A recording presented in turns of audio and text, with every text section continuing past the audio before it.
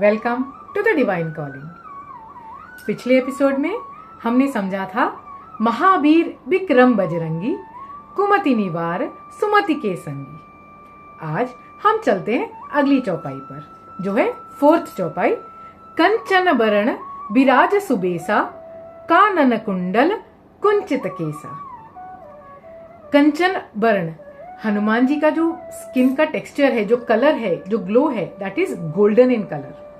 जैसे हम हमेशा से सुनते आए हैं, श्री राम जी, श्री कृष्ण जी, इनका श्याम वर्ण था।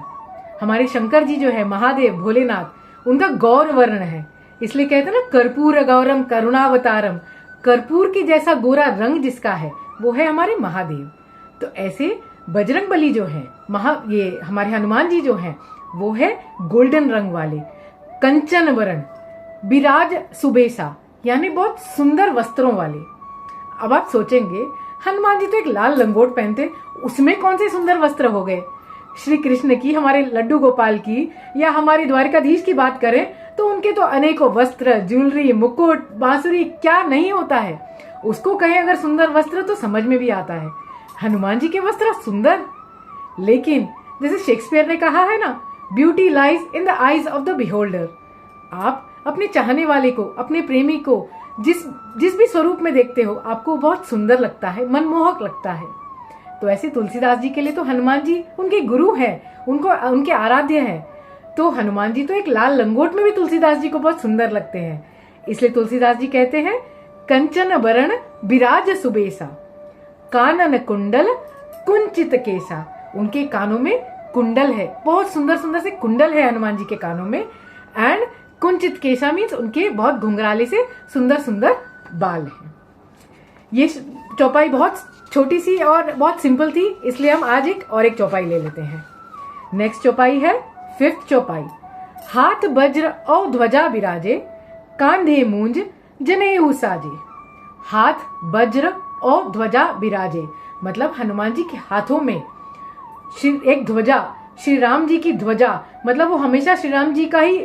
अभी ध्वजा का क्या होता है, हमारी कंट्री का जो फ्लैग होता है, ध्वजा होती है, वो क्या होती है, हमारी कंट्री को रिप्रेजेंट करती है।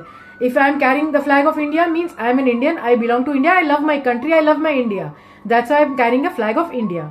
ऐसे हनुमान जी हमेशा अपने हाथ में ध्वज कैरी करते हैं जिसपे राम नाम लिखा होता है, मतलब वो राम के दूत है और उनको राम से ही प्रेम है, वो राम के हैं, इसलिए राम नाम की ध्वजा उनके हाथ में रहती है। हाथ वज्र, वज्र जैसे मैंने पिछले एपिसोड में भी कहा था, एक आयुध है, एक अस्त्र और शस्त्र, दो चीजें होती है। दोनों वेपन्स होते हैं, बट अस्त्र बेसिकली इज एयरबोर्न। जैसे बो एंड एरो होता है, तो हम एरो को छोड़ते हैं, वो हवा में ट्रैवल करके अपने टारगेट पे पहुंचता है, उसे कहते हैं अस्त्र।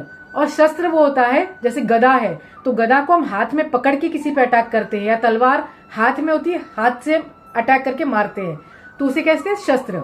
तो जो एयरबोर्न वेपन्स होते हैं उनके कहते हैं अस्त्र, और जो हाथ में पकड़ के यूज किए जाते हैं उन्हें कहते हैं शस्त्र। तो वज्र को बेसिकली ऐसे भी यूज करते हैं और उसको फेंका भी जाता है, तो वो अस्त्र शस्त्र दोनों की कैटेगरी में आ सकता है।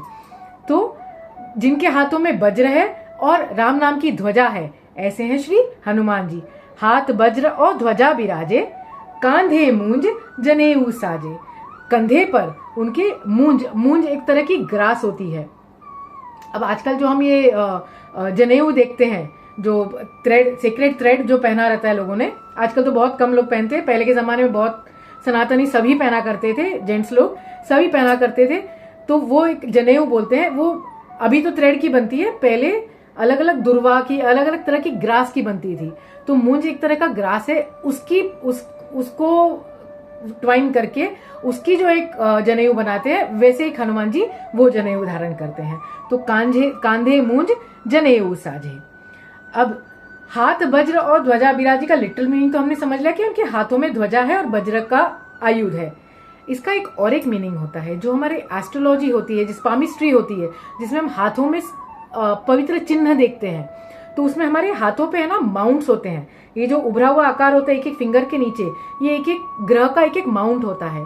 तो इन पर्टिकुलर कोई माउंट्स के ऊपर कोई सिंबल जो बने होते हैं अपनी हमारी इन रेखाओं से, वो ऑस्पिशियस या इनऑस्पिशियस होते हैं। उनसे जो पामिस्ट होता है वो हमें हमारी पाम रीडिंग करता है। तो हनुमान जी के हाथों में पर्टिकुलर जो सही माउंट्स थे उनके ऊपर वज्र, यानी जैसे मैंने पहले भी कहा था वज्र इज ऑल्सो डायमंड, तो डायमंड का शेप या ध्वजा का आकार वो सब उनके हाथों में, उनके पाम में था, which are very auspicious symbols to be present on certain mounts. तो बजरंग बली के हाथों में वज्र और ध्वजा के चिन्ह थे, इसलिए वो बहुत ऑस्पिशियस थे। तो दीज आर ऑस्पिशियस सिंबल्स।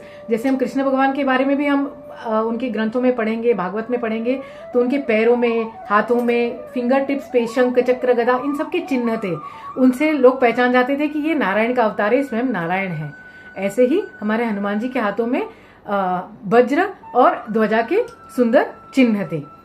और जो अभी जो हम यज्ञोपवीत की बात कर रहे हैं, जो जनेऊ की बात कर रहे हैं, वो एक ब्रह्मचर्य का प्रतीक होता था। अभी ब्रह्मचर्य is not just not being in the company of women. अभी हम सोचते ब्रह्मचर्य मीन्स जो औरतों से दूर रहता है, फीमेल से दूर रहता है, वो ब्रह्मचर्य।